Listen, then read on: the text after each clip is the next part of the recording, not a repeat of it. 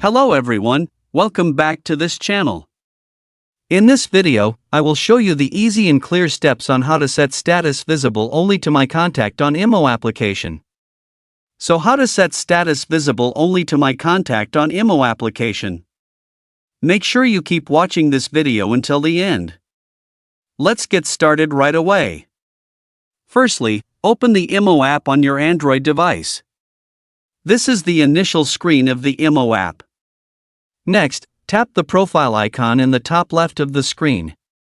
A scroll-down menu will appear. Next, tap the Security and Privacy menu. Next, scroll down and tap the Input Status menu. There are several options here.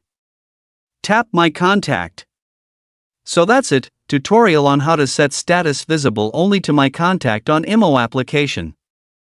Thank you for watching. I hope this video was helpful. See you in the next video.